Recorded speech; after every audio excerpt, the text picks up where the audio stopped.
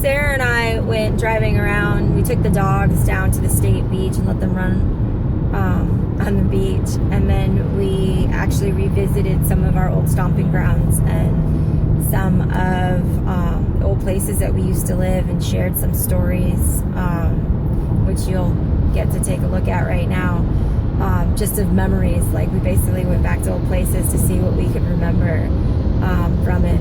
Sarah was little, so some of the places she doesn't really remember, and then others she had some funny stories.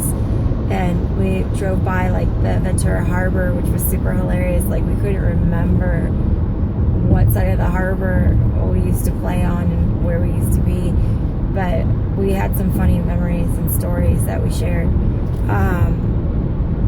But it was just interesting. Things look so different than I remember when I was a kid.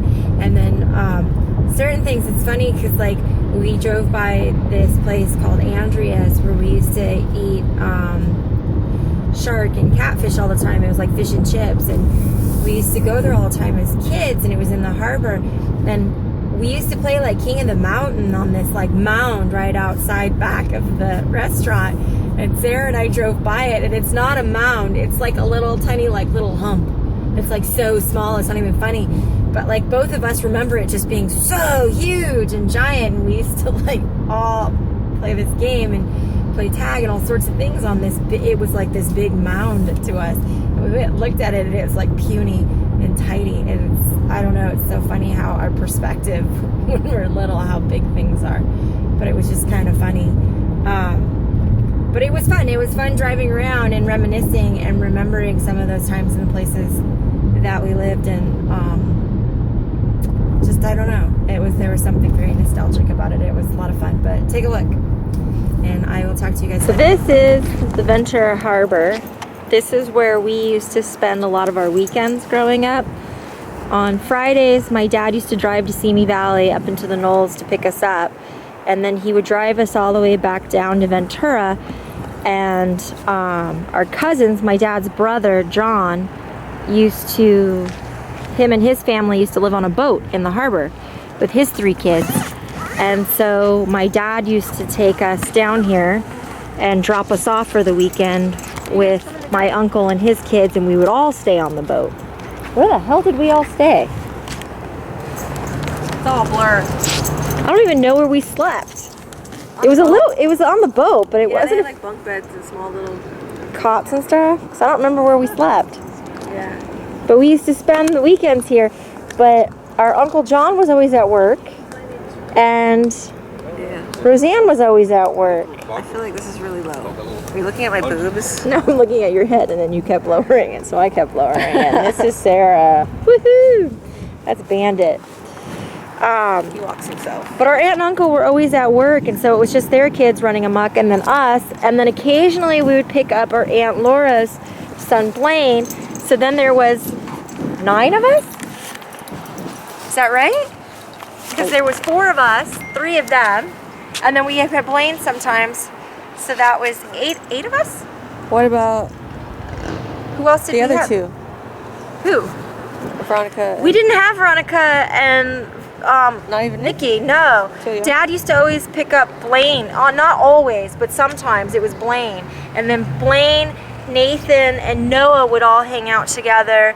Andrea and I were a team, and then Charity and Sarah were a team, and Heather was a teenager and couldn't figure out how she got stuck taking care of all of us because she was the eldest.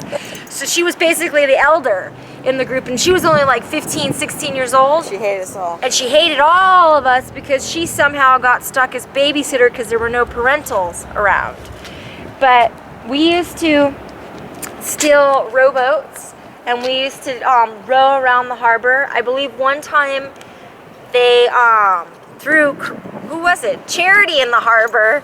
They threw her in the harbor and then kept rowing, and every time that she would catch up to get in the boat, they would row away even further.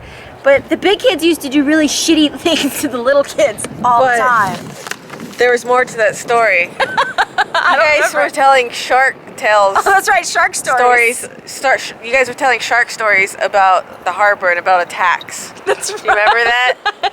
And then there were seals around us, and they kept on rubbing against Charity, and she was freaking out. One came up for air, and you hear this big poof. She came up for air, and she flew into the boat. I've never seen somebody jump so straight out of the water and into the boat, and she was so freaked out and so pissed off. Terrified. She hated us. But we did horrible things like that to each other because we had no supervision. But we used to totally row steel boats and run around. We used to get onto abandoned boats that you're not supposed to be on, that they were working on, and we used to go onto them and hang out and smoke cigarettes because we were rebels. There's a hotel actually down the road at the end of the harbor over here, and we used to break into the pool area and we would go swimming for the day. That was like, we literally took ourselves out and found things to do, and that was one of the things that we used to go do, was we would all go swimming at the swimming pools at the hotel that we had broken into and pretended like we were guests. So it's just like a mob of like young little misfit kids, and we were like, yes, of course we're supposed to be here. Gonzo, come on.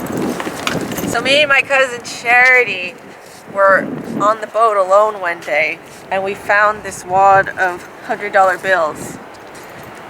And we had this discussion.